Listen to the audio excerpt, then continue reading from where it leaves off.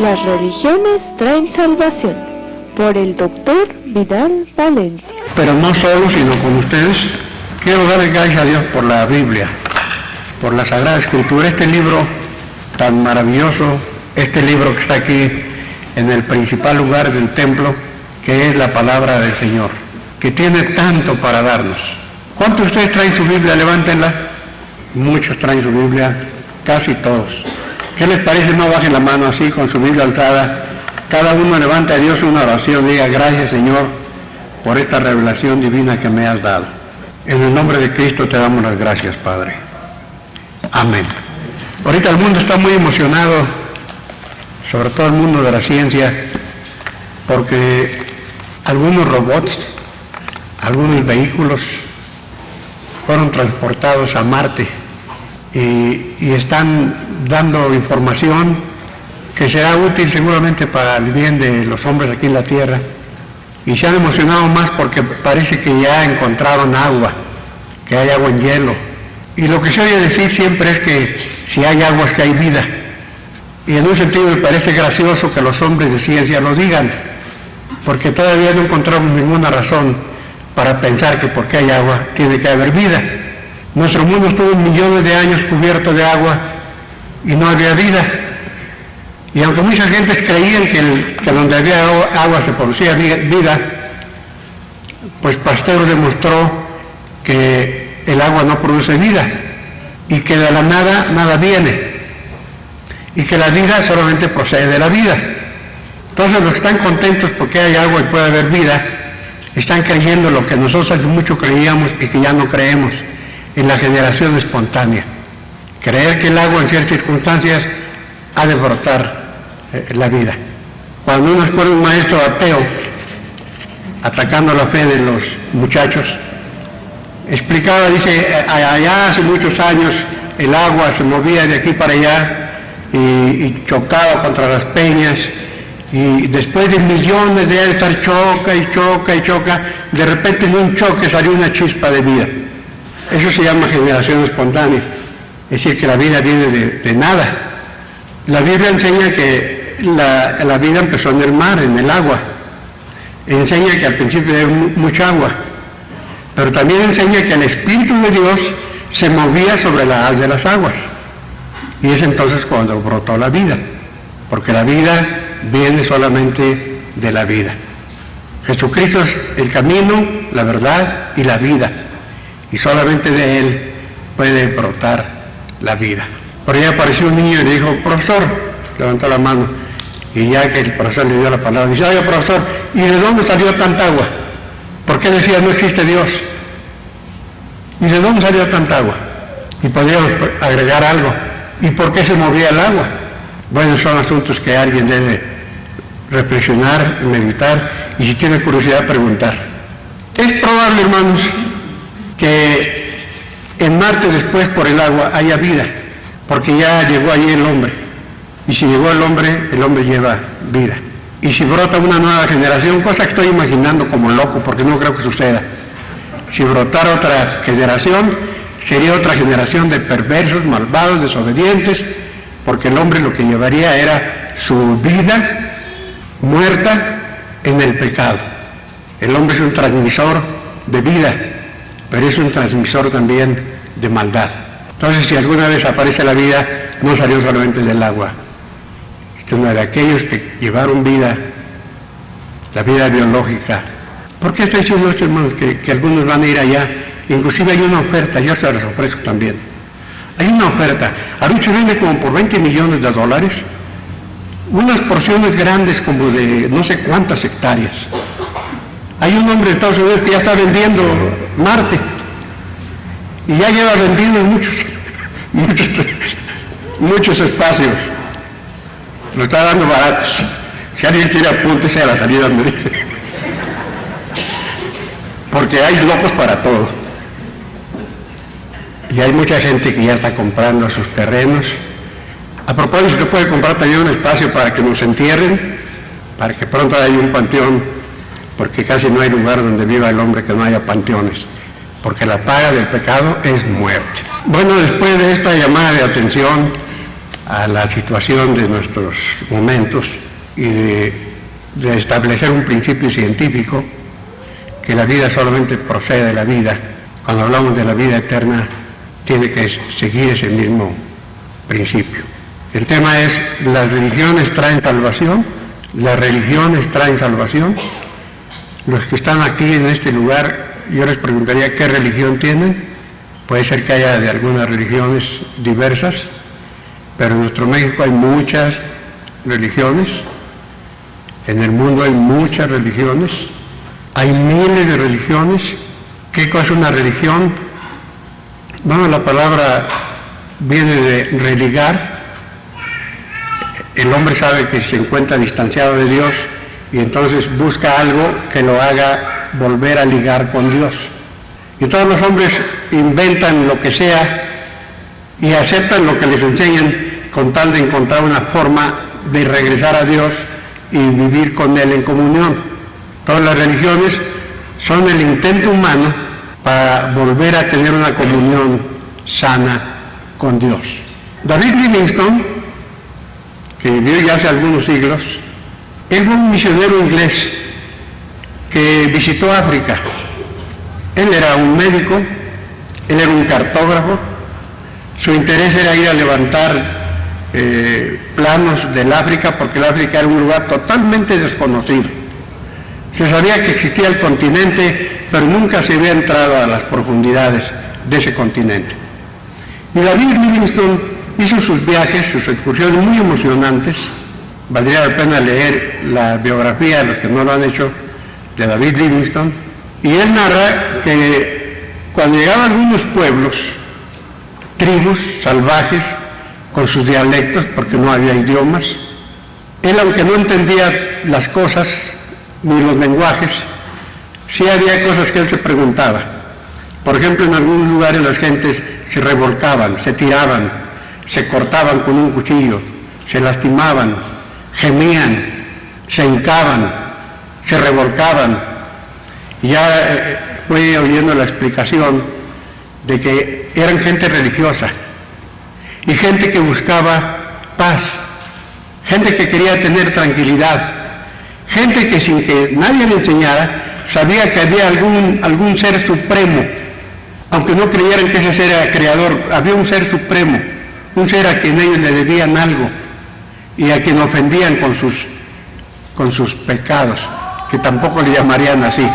Y entonces ellos hacían todos esos sufrimientos y entregas, como lo hacían nuestros aztecas, que andaban todos desnudos, llenos de ignorancia, pero cuando había un problema de falta lluvia, o hay demasiada lluvia, o hay esto, aquello, ofrecían un sacrificio para calmar a ese, que quién sabe quién será o cómo se llame, pero que ha de existir uno grandote, y entonces sacrificaban, y eso lo hacían en toda la tierra, hermanos, las gentes.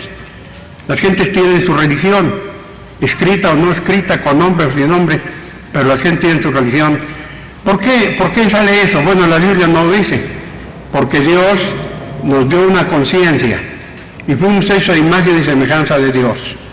Y en el periodo en que fue creado Adán y que nació Moisés, que fue el que escribió la ley de Dios, en ese periodo que no había ley escrita, la gente se gobernaba y se dirigía por la ley de la conciencia, la ley de su corazón.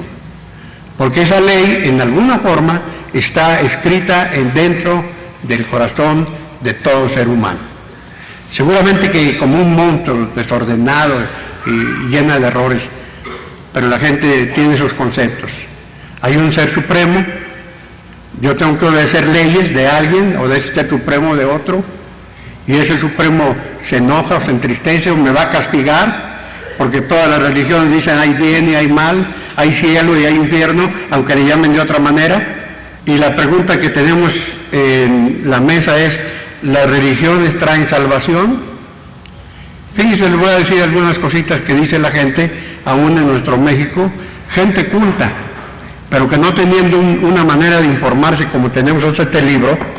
Por eso damos gracias a Dios por este libro, nos informamos para saber qué sí y qué no, qué hay que hacer y qué no hay que hacer, qué hay que creer y qué no hay que creer, ¿Y cómo ser salvos? Esto lo dice el libro. Pero la gente pues repite las cosas que oye por allí. Por ejemplo, ustedes han oído que dicen, todas las religiones son buenas. Sí lo han oído, ¿verdad? Todas las religiones son buenas. Es lo mismo. Usted dice, yo soy cristiano, es lo mismo. Yo soy católico, soy mormón, no soy roselista, es lo mismo. Todas las religiones son buenas. Otra expresión, todas nos mueven al bien, todas nos dicen que nos portemos bien. Otra expresión, todos los caminos llegan a Roma. Con eso quiere decir que por donde quiera que usted tome el camino, tiene que llegar al final, que es Dios.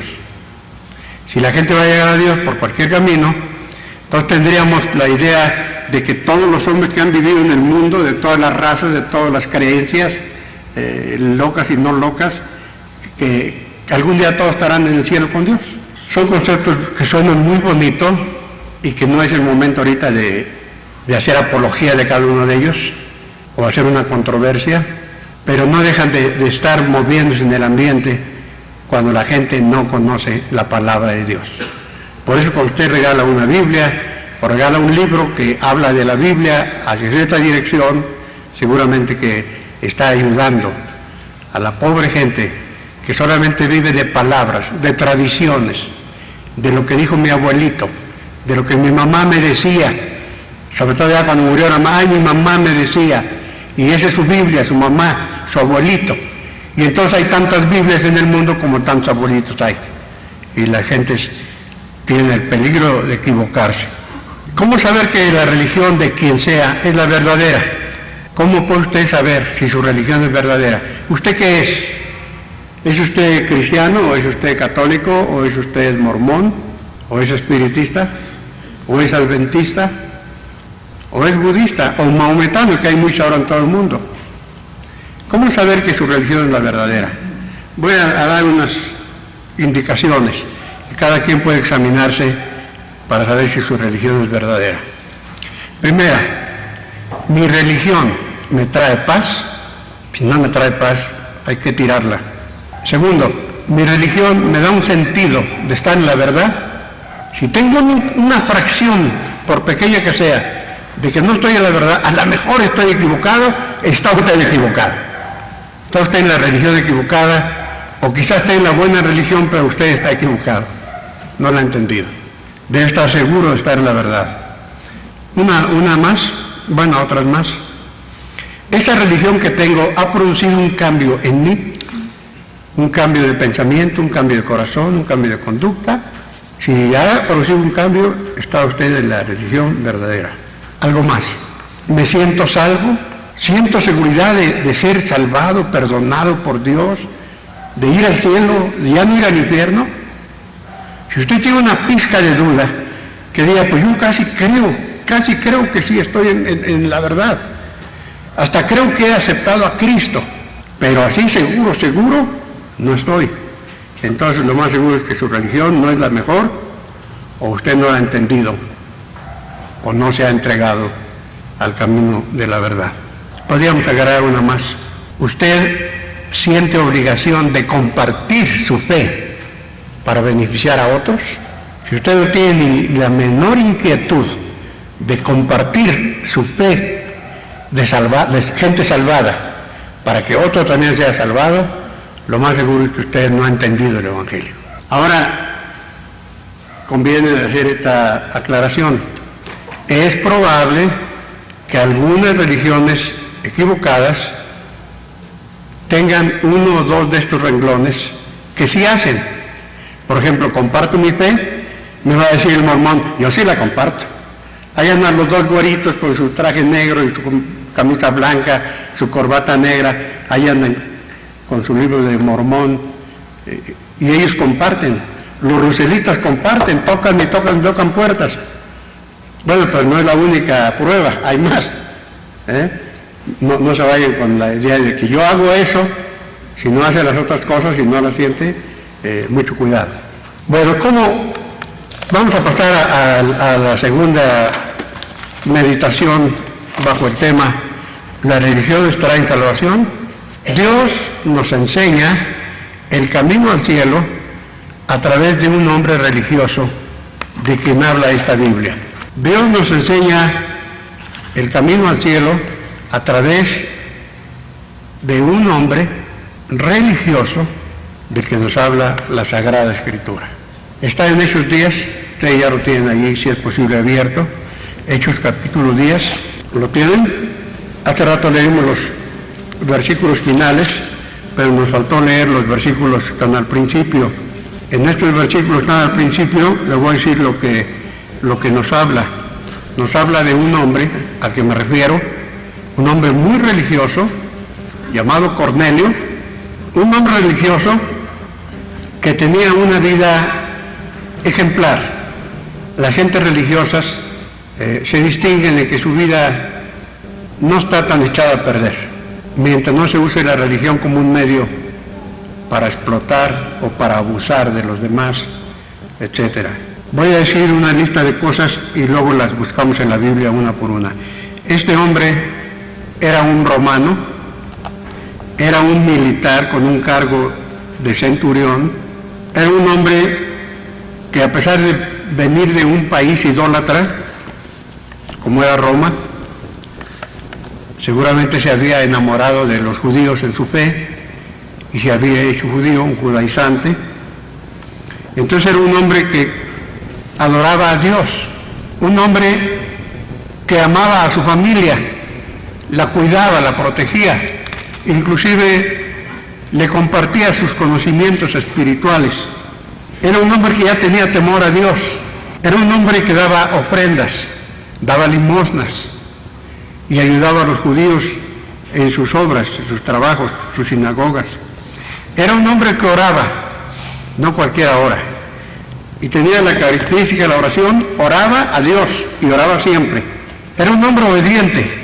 Cuando el rabino o el pastor o el cura o el lama o quien haya sido su maestro, cuando le daban las indicaciones, él las seguía, porque buscaba con ansiedad estar bien, tener su mente en el concepto teológico más correcto y vivir bien. Un hombre obediente, un hombre que compartía lo que él recibía como bueno, lo compartía. Se ve que lo comparte con su familia, se ve que lo comparte con sus soldados, se ve que lo comparte con sus vecinos. Era un hombre que tenía mucho interés en los demás. Era un hombre que ayunaba. Ustedes saben lo que es el ayuno, ¿verdad? Que casi no nos gusta. Nos gusta lo contrario del ayuno. Sí saben lo que es lo contrario del ayuno, ¿verdad? Es como nos encanta. Pero este hombre ayunaba, y ayunaba con fines religiosos. Y seguramente le costaba mucho trabajo abstenerse de comer las cosas sabrosas, pero ayunaba. Y era un acto de fe. Vamos a ver dónde se encuentra esto que acabo de decir. Vamos a leer el versículo 1, todos juntos. Había en Cesarea un hombre llamado Cornelio, centurión de la compañía llamada Italiana. Ahí encontramos a Cornelio. Estaba en Cesarea, al norte de Jope, cerca de Jerusalén. Jope está cerca de Jerusalén, al norte un puerto, un lugar marítimo. Ahí estaba su compañía, se llamaba la Italiana. Tanto su nombre, su trabajo, su grado militar, la compañía italiana, todo nos dice que él era un romano y había sido seleccionado por César para cuidar allí la guarnición y mantener el dominio sobre el pueblo de Palestina y también para recoger los tributos. El país donde él venía, que era Roma, era un país idólatra como todos los gentiles. Roma tenía dioses por todos lados y había aumentado sus dioses porque usaba una estrategia. Cada guerra que ganaba traía gente de todos los pueblos, las ciudades, para que sirvieran allí en Roma, sus alrededores. Y como cada quien venía con sus religiones, no faltaría quien adorara a la serpiente como nuestros antepasados, adorar el sol, la luna, el fuego, adorar el agua, adorar los rayos que vienen en la lluvia. Entonces los diferentes dioses que ellos creían Roma les levantaba altares, de tal manera que se sientan en casa. ¿Qué crees tú? Pues crees tú un monstruo ahí con patas de cabra y con cara de, iba a decir de un sexo, pero para que no se enoje ninguno, con cara de alguien allí. Bueno, pues te voy a hacer un Dios así, con patas de cabra y con cola y con cuernos. Ese es tu Dios, ahí está. Y tenían muchos dioses. Además, los romanos creían que toda persona que moría con el tiempo llegaba a ser un dios. Ahí que había muchos dioses. Pero el principal de todos los dioses era César. Era el dios número uno. Y cuando pasaba César, todos tenían que inclinarse ante Dios, porque César era su Dios. Qué gusto sentiría Cornelio inclinarse a adorar a César, porque esa era su fe, ese era su Dios. Pero ya estando en Israel las cosas cambiaron. Él vio que no hay muchos dioses, sino solamente uno, y empezó a servir a ese nuevo Dios. Le ha de haber encantado lo poco que oía o que tenía, que leía acerca del Pentateuco. Le ha de haber encantado. Los libros de Salomón, le ha de haber encantado. Vamos a ver estos versículos 2, 3, 4, vamos a leerlos. Piadoso y temeroso de Dios con toda su casa, y que hacía muchas limosnas al pueblo y oraba a Dios siempre. Este vio claramente en una visión, como a la hora 9 del día, que un ángel de Dios había entrado donde él estaba y le decía: Cornelio. Él, mirándole fijamente y atemorizado, dijo: ¿qué es, Señor? Y le dijo: tus oraciones y tus limosnas han subido para memoria delante de Dios. Quiero que vean ahí en el versículo 2 toda la lista: piadoso, temeroso de Dios con toda su casa, hacía limosnas al pueblo, oraba a Dios siempre. Fíjense que dice oraba a Dios, ya no oraba a los dioses, oraba a Dios. Primero oraba, segundo a Dios, tercero siempre. O sea que era un hombre de rito, un hombre religioso. Hubiera sido un buen sacerdote, hubiera sido un buen pastor en cuanto a lo superficial, el cumplimiento de las cosas superficiales, aunque no fueran todas de todo corazón. Cuando dice que sus oraciones y sus limosnas han subido para memoria delante de Dios, se refiere que Dios toma en cuenta, aún de los no cristianos, cuando hacen algo que revela que lo hacen para buscar al Creador Supremo, aunque no lo conozcan todavía. Pero todo eso está en memoria, está en recuerdo. Dios lo toma en cuenta porque me revela una cosa. Jesucristo dijo: por sus frutos los conoceréis. Los frutos de este hombre no eran realmente frutos de un hombre salvado, pero eran los frutos que hablaban de un hombre que quería ser salvado. Entonces, por sus frutos los conoceréis.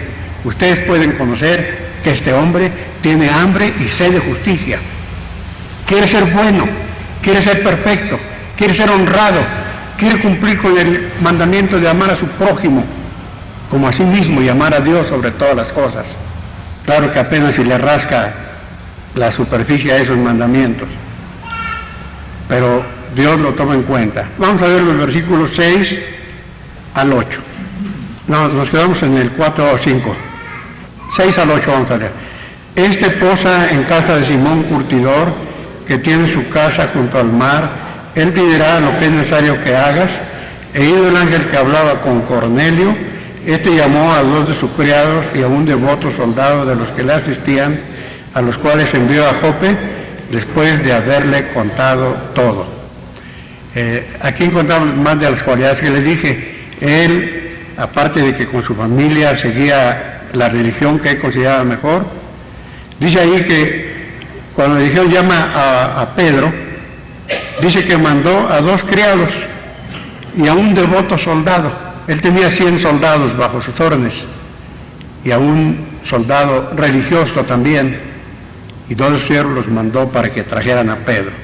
Bueno, ¿cuántas cosas hemos aprendido respecto a este hombre a través del cual Dios nos va a decir cómo ser salvos? La tercera cosa, o la cuarta, la que sea, es que Dios prepara a un predicador para que hable a ciertos hombres. Dios prepara a Felipe para que vaya a hablarle a un servidor de una reina africana. Y así Dios va preparando a diferentes hombres. Preparó un David Livingstone para ir a dejar el Evangelio a muchos nativos, encuerados, pero Dios lo preparó para ir y predicar. Y en nuestros días Dios prepara a los pastores, a esos que predican por radio, para que hable a ciertas personas. Muchos oyen, pero hay algunos escogidos. Y cuando nosotros predicamos sabemos que Dios quiere decirle algo a alguien especialmente. A todos nos deja algo, pero hay algunos a quienes Dios quiere decirles algo especialmente. Y Dios preparó a Pedro. ¿Por qué cuidaba de preparar a Pedro? Dios le había dado una encomienda, le entregó las llaves del reino de los cielos. Y las llaves del reino de los cielos, bueno, ¿para qué sirven las llaves de parte de Cristo? Para que abriera. La primera vez abrió un gran portón para que los judíos, que eran religiosos, pero que seguían la ley de Moisés por obras y no por fe, para que fueran salvos. Porque los judíos iban al infierno todos. Tan equivocados y tan ciegos estaban que a Jesús, el Hijo de Dios, lo crucificaron, porque no veían, andaban muy mal. Y los fariseos, que eran tan religiosos, traían la Biblia en la frente, en los brazos y en las piernas, y se vestían de túnicas, hacían flecos, como decía la palabra, daban diezmos, oraban de pie en las esquinas, y daban muy buenas ofrendas allí en la iglesia, y dejaban que todos vieran que daban mucho. Sin embargo, Jesucristo los llamó ciegos, guías de ciegos, sepulcros blanqueados. Por fuera están muy bonitos, blancos, pero por dentro carne podrida o huesos secos. Así son muchos religiosos. O sea que al ser religioso no hay ninguna seguridad para creer que anda uno bien con Dios. Y a ese pueblo judío, representado por la superficialidad de una religión farisaica que va rumbo al infierno, Pedro abre la puerta. Y en este mismo libro de los Hechos, en el capítulo 2, Pedro predica un sermón a un grupo selecto de judíos. Y luego se junta mucha gente, porque han hecho un terremoto y viene la gente a ver qué pasa. Y Pedro predica a una gran multitud. Y cuando hace el llamado, 3,000 judíos se convierten. Ahí abrió Pedro la puerta. Ahora se abre la puerta y entran los judíos que están fuera. Y ahora está a punto de abrir otra puerta, la puerta de los gentiles. Mete la llave, pero para que tenga el poder y la gracia de la predicación, Dios lo prepara. Vamos a ver los versículos, cómo preparó Dios a este predicador. 9 al 16. Vamos a leer todos juntos. Al día siguiente, mientras ellos iban por el camino y se acercaban a la ciudad, Pedro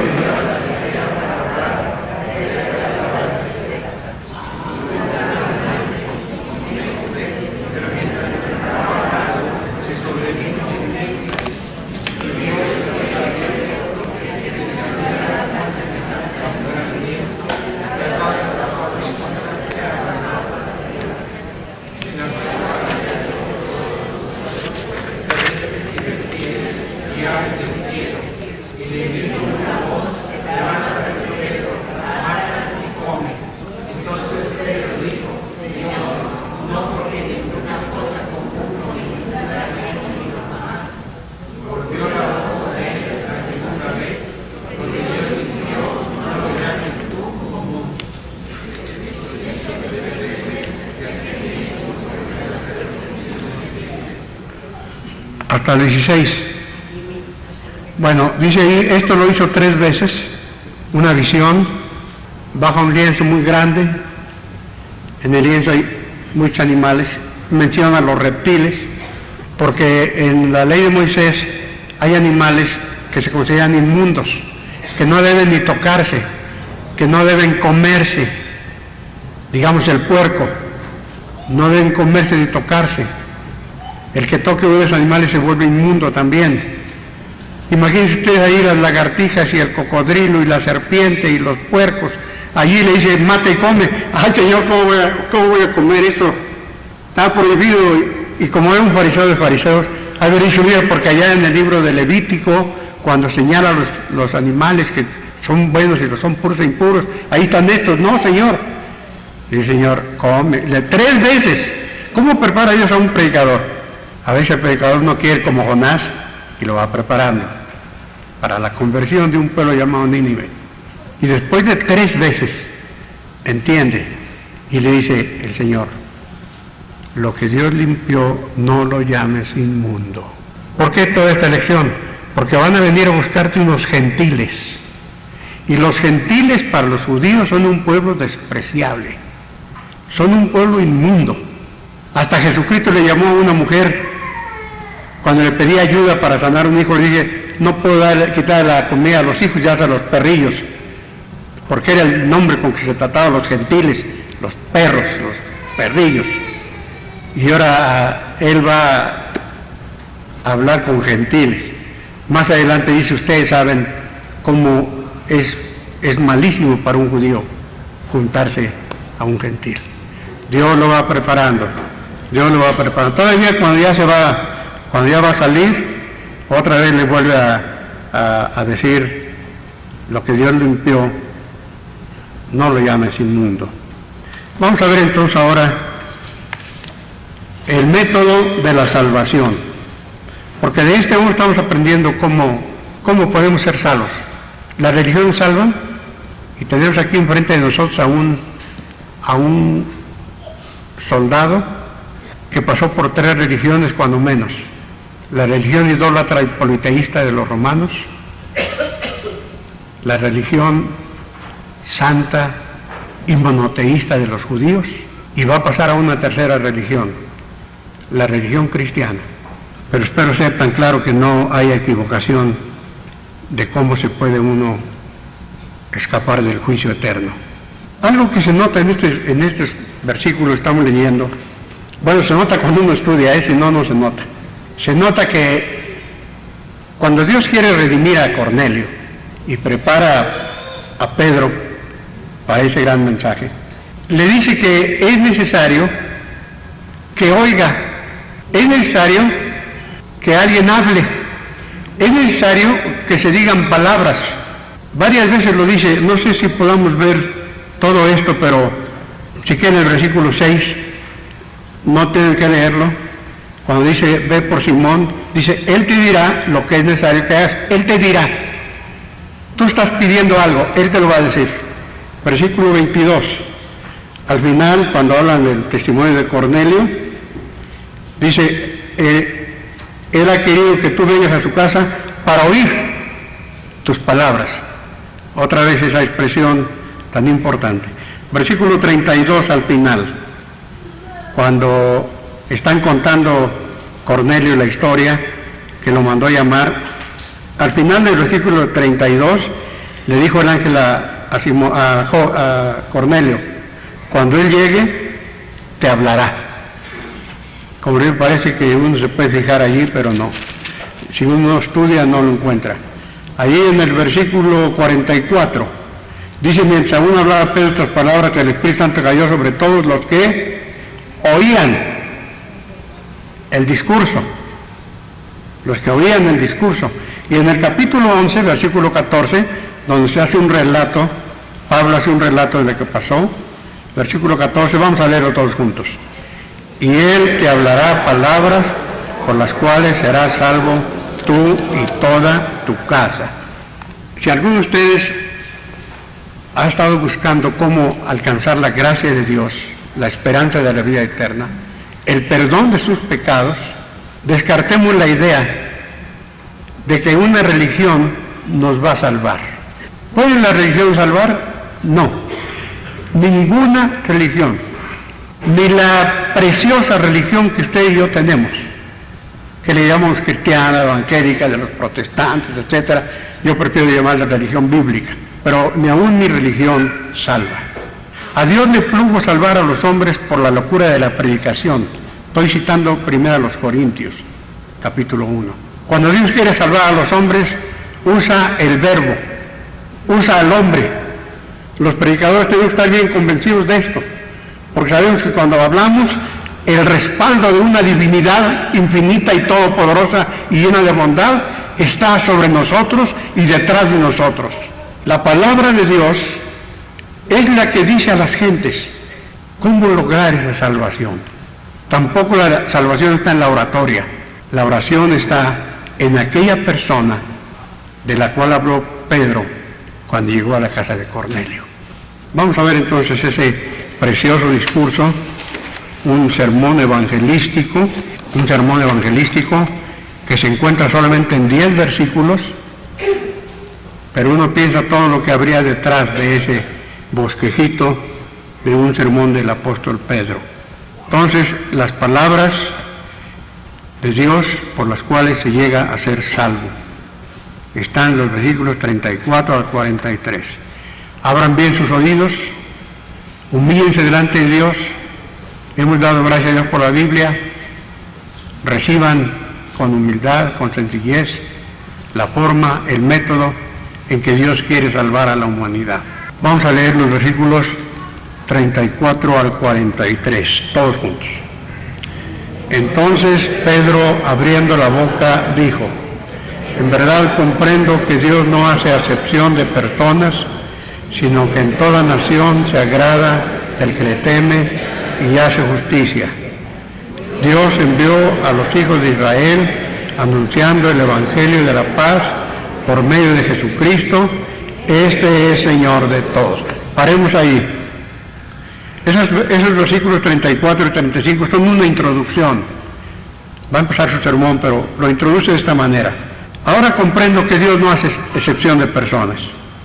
Yo siempre desprecié a los gentiles, siempre creí que algunos no merecían nada de Dios, pero ahora comprendo que Dios no hace acepción de personas. Que Dios ama al mundo, que Dios ama al griego, al bárbaro y al no bárbaro. Que Dios ama al judío, como ama al africano, como ama al inglés o al alemán, o al argentino, o al boliviano, o al mexicano. De tal manera amó Dios al mundo, y no hace acepción de personas, para que todo aquel que en él cree no se pierda, sino que tenga vida eterna. Está declarando una redención universal. La sangre de Cristo fue derramada por todas las gentes del mundo, de toda la tierra, de todas las naciones, de todas las lenguas y de todas las épocas. La oferta es universal. En esta hora la oferta de Dios es universal, para usted y para usted y para usted y para usted. Para el anciano, el joven, el niño y el rico y el pobre, y el muy estudiado y el muy analfabeta. Ya llegada a esa comprensión, le ayudó a Pedro a meter la llave en el cerrojo y abrirle. Así es que éntrenle. La puerta la abre el Señor. Él me dio las llaves. Y ahora pueden ustedes entrar. Eso es lo que dice ahí en su introducción. Vamos a ver en el versículo 36 que ya leímos. Dice que eso que él va a hablar es un mensaje que se le llama el Evangelio de la Paz. Evangelio quiere decir buena nueva. El Evangelio de la Paz es el Evangelio de Cristo. Gloria en las alturas a Dios y en la tierra paz. Ese fue el mensaje de los ángeles cuando Él nació. Él vino a dar paz, a hacer paz entre el hombre y Dios, a religar. Nuestra fe cristiana es una religión, porque une al hombre una vez con Dios. Pero el medio para esa reconciliación es Jesucristo. 37 y 38 juntos todos.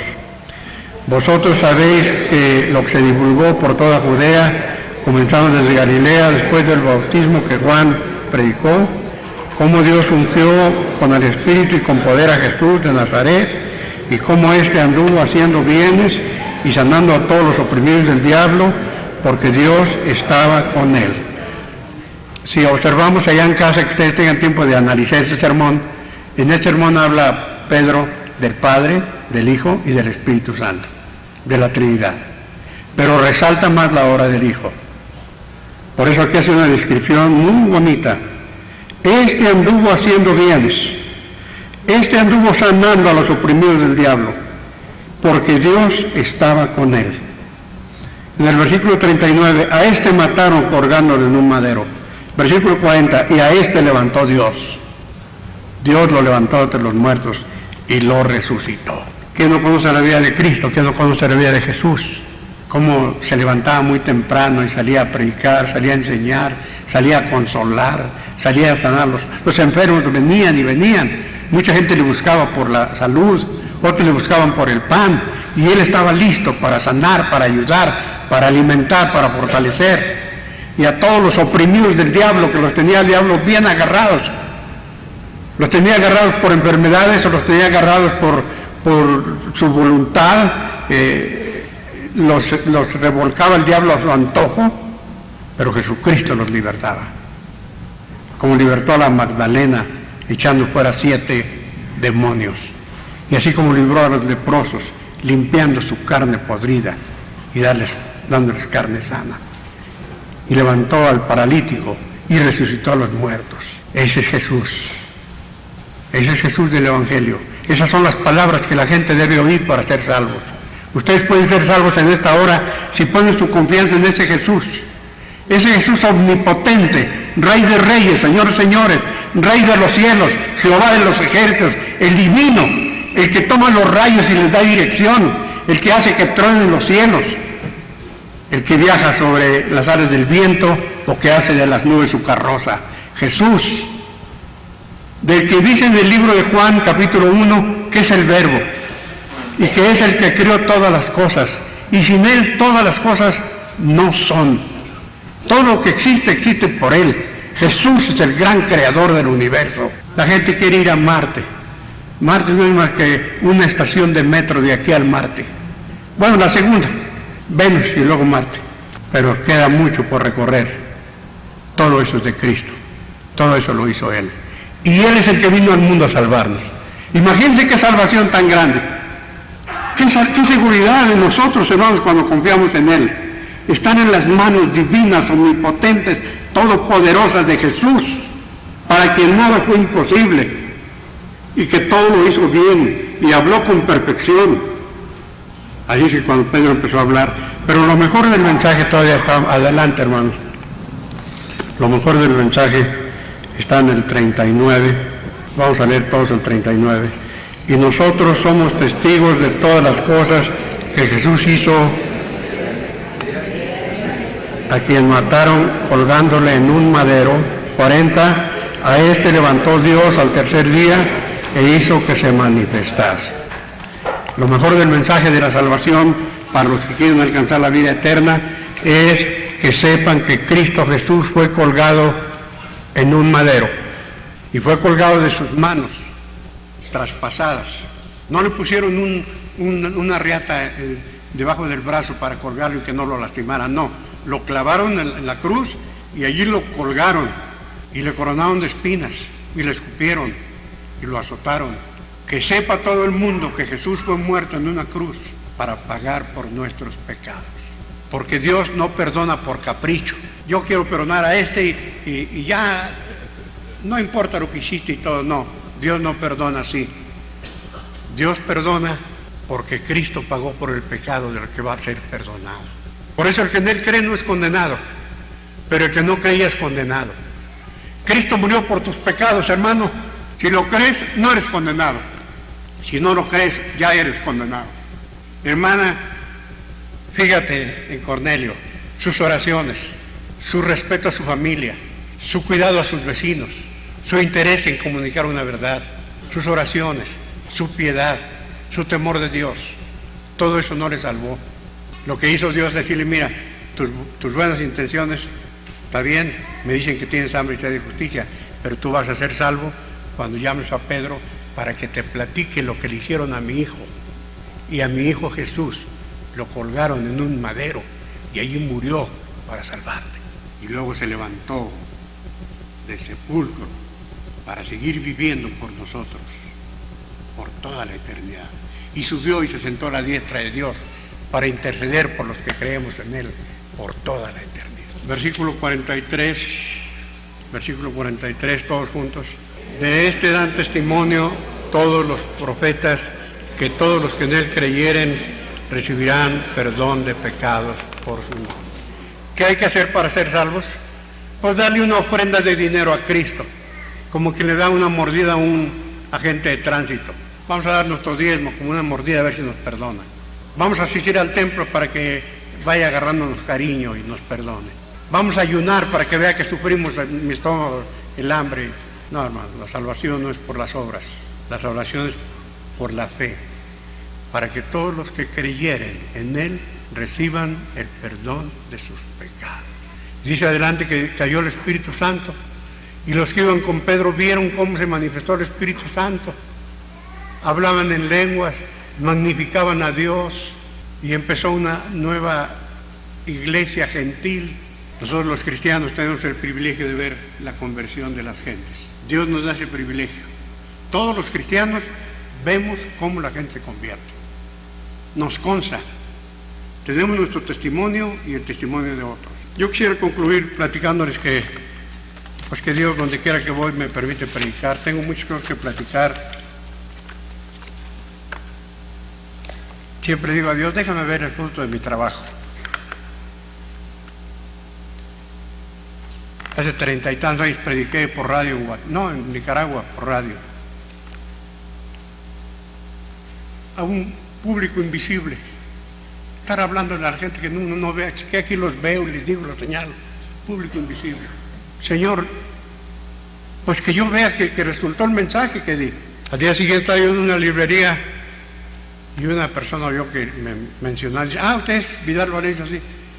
Lo oímos ayer predicar, yo soy de un pueblo por acá, pusimos el radio, toda mi familia, y cuando tú hizo invitación, algunos aceptaron a Cristo. Bendito sea Señor. Me dejaste ver el fruto de mi trabajo. El fruto del Espíritu Santo, de Cristo, pero yo soy un instrumento. Y una vez allí en El Salvador, en una campaña con el señor Palau, a mí me tocó ser el consejero. Nos dividimos los trabajos y el consejero es el que invita a toda la gente a que vengan a recibir algún consejo. Y a través de la televisión hablé que yo estaba de parte del equipo para dar consejos. Que Charian tenía alguna necesidad, quería ver si le podemos ayudar en alguna duda o tiene alguna necesidad espiritual, venga. Estamos en tal hotel y estaremos listos ahí para atenderlo.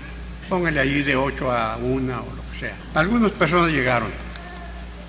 Llegó un joven y lo recibí en la puerta y le digo, vamos acá arriba, y pasamos al restaurante. Un joven de unos 20 años.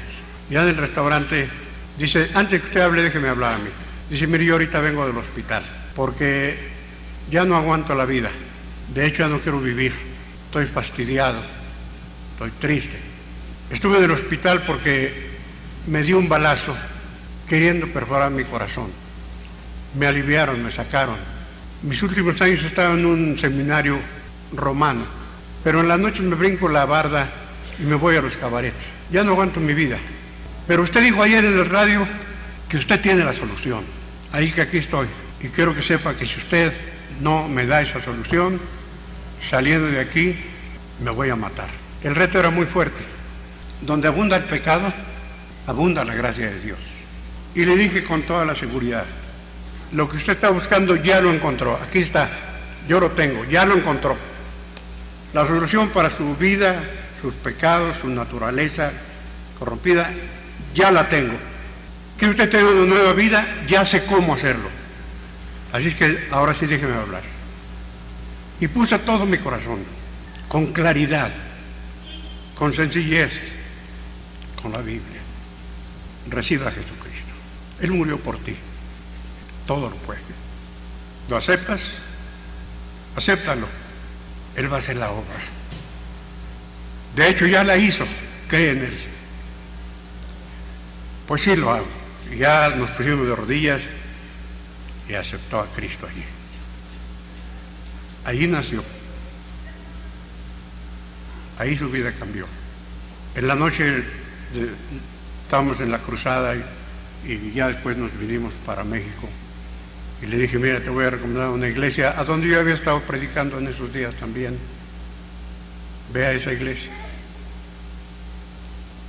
Y me mandó una carta para decirme, ya estoy yendo a la iglesia, te felicito.